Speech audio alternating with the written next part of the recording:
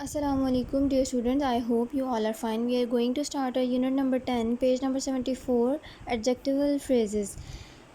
Adjectives भी हम पढ़ चुके हैं और फ्रेजेस भी हम पढ़ चुके हैं। एडजेक्टिव्स हमने पढ़ा था चैप्टर नंबर 8 में कि एडजेक्टिव्स क्या होते हैं, ऐसे वर्ड्स जो कि हमारे नाउन के बारे में हमें फ़र्दर डिस्क्रिप्शन या एक्सप्लेनेशन दे रहे हों। और फ्रेज़ क्या होता है, फ्रेज़ ऐसा ग्रुप ऑफ वर्ड होता है जिसमें कोई सब्जेक्ट या वर्ब नहीं होता।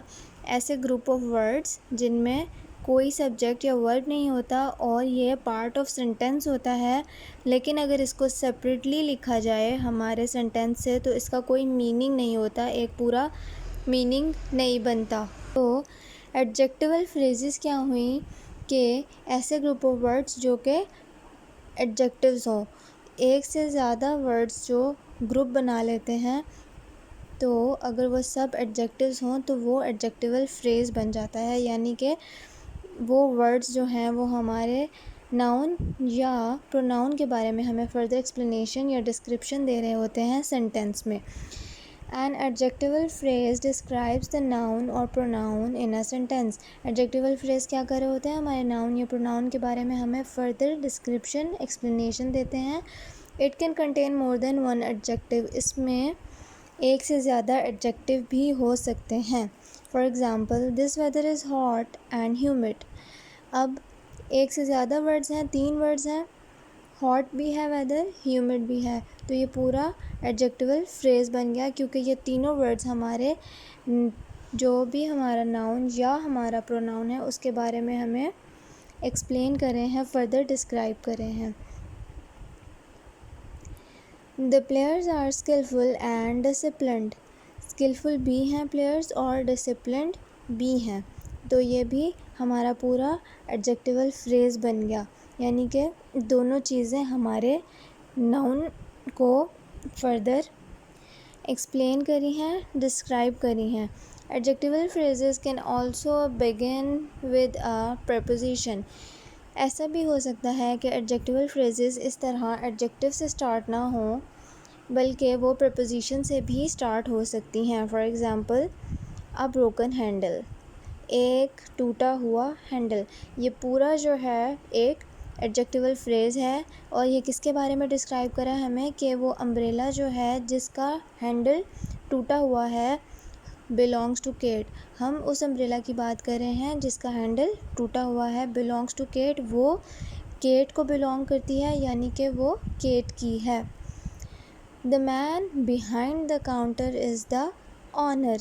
अब इतने लोग हैं शॉप में, लेकिन हम किस बंदे की बात कर रहे हैं, the man who is behind the counter.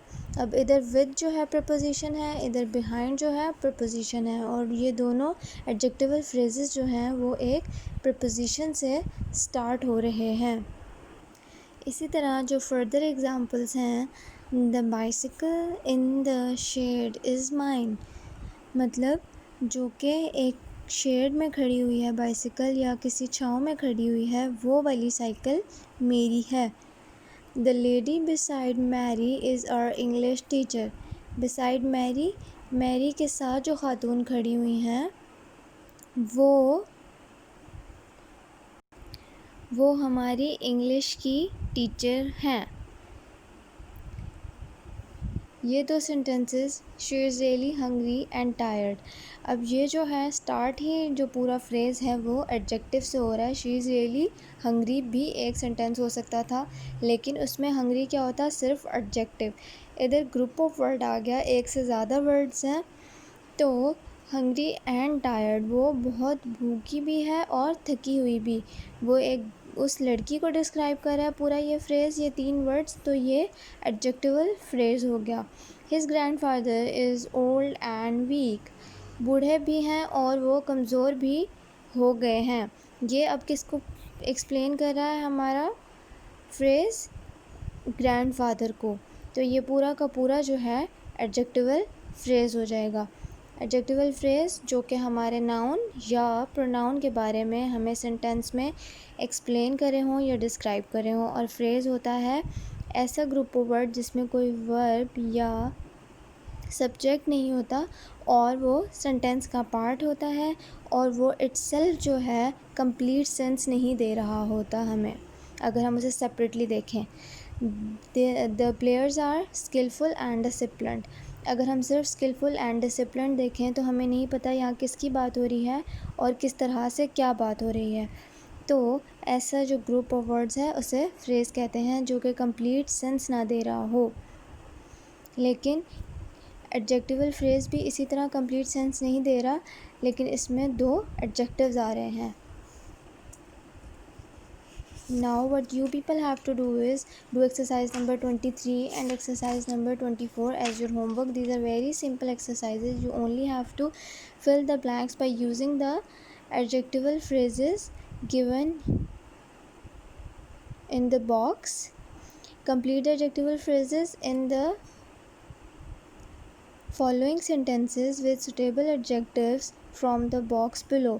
अब आप लोगों को एडजेक्टिव दे दिए गए हैं, एडजेक्टिवल फ्रेज़ हाफ दिए गए हैं, आपने उनको ख़ुद से कंप्लीट करना है कि वो किस तरह क्या वर्ड यूज़ करके कंप्लीट किए जा सकते हैं।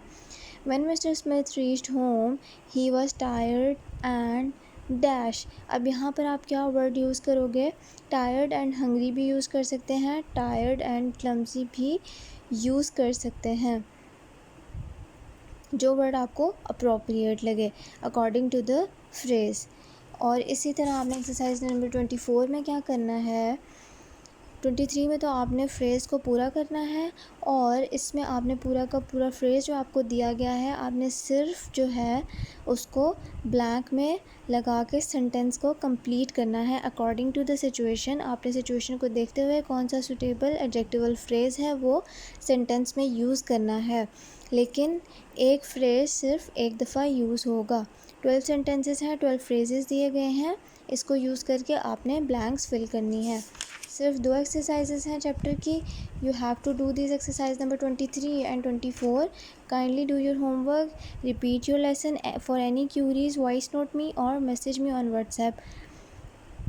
और मैसेज या वॉइस नोट के साथ आप लोग काइंडली अपना नाम और क्लास भी भेजा करें।